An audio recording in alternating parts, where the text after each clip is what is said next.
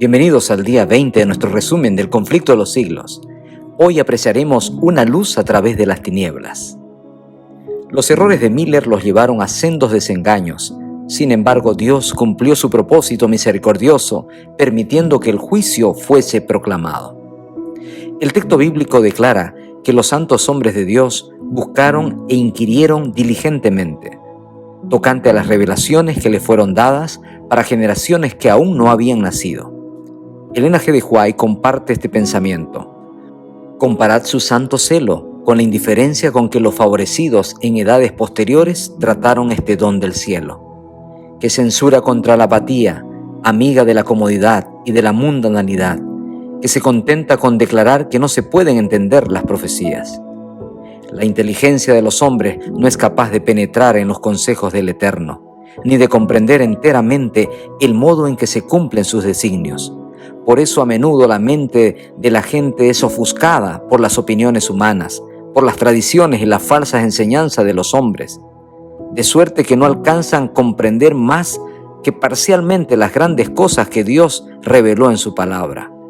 Elena de White describe así la experiencia de los propios discípulos de Cristo, que anunciaban la llegada del reino de Dios, pero que no entendían la misión del Mesías. Fue durísimo verlo arrestado como un malhechor, azotado, escarnecido y condenado, clavado en la cruz del Calvario.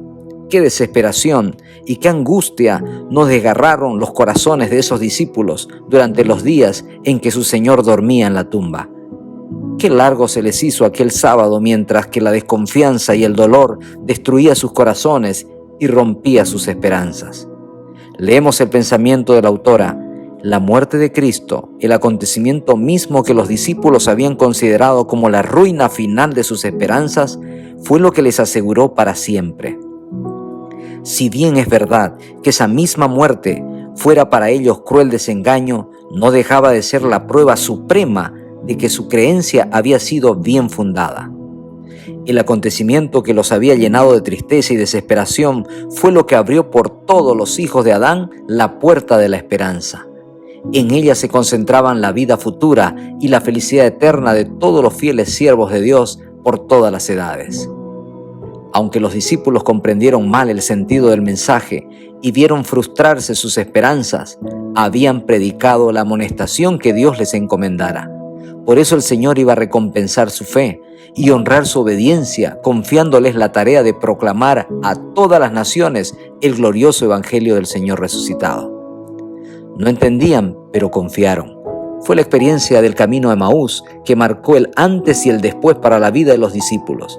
Su corazón ardía al repasar las Escrituras y al entender el sentido de la misma.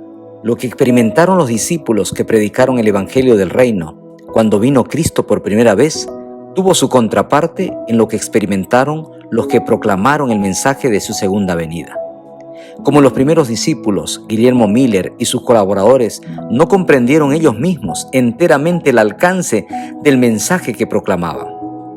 Los errores que existían desde hacía largo tiempo en la iglesia les impidieron interpretar correctamente un punto importante de la profecía. Iban a sufrir un profundo desengaño debido a una falsa comprensión del significado de la profecía que estaban proclamando. Su error fue aceptar la creencia popular relativa a lo que constituye el santuario. El santuario era clave. Entender las fases anuales por las que pasaba el santuario daría luz a la purificación del santuario. Esto estaba relacionado con el acto final de la obra de expiación. Era el último servicio efectuado por el sumo sacerdote en el ciclo anual de su ministerio. El día de la expiación era el día del perdón, el día en el que se borraban los pecados del pueblo. Prefiguraba o ilustraba la obra final en el ministerio de nuestro sumo sacerdote en el cielo. Es la obra de juicio que anuncia el ángel cuando dice que la hora de su juicio ha llegado. Los que proclamaron esta amonestación dieron el debido mensaje a su debido tiempo, aunque no lo hubieran entendido bien. Igualmente los discípulos no habían entendido claramente el significado de lo que estaban anunciando. Elena G. de White dice, como los discípulos se equivocaron en cuanto al reino que debía establecerse al fin de las 70 semanas, así también los adventistas se equivocaron en cuanto al acontecimiento que debía producirse al fin de los 2300 días. Sus errores lo llevaron a sendos desengaños. Sin embargo, Dios cumplió su propósito misericordioso, permitiendo que el juicio fuese proclamado. El mensaje tenía por objeto probar y purificar a la iglesia. Debía prepararla para el momento trascendental por el que tenía que pasar el profeso pueblo de Dios. En relación a esta experiencia, que no puede ser olvidada, la autora escribe: esta vivencia de Chasco revelaría la fuerza de aquellos que con verdadera fe habían obedecido a lo que creían era la enseñanza de la palabra y del Espíritu de Dios. Ella les enseñaría cómo no solo tal experiencia podía hacerlo, el peligro que hay en aceptar las teorías e interpretaciones de los hombres en lugar de dejar que la Biblia se interprete a sí misma.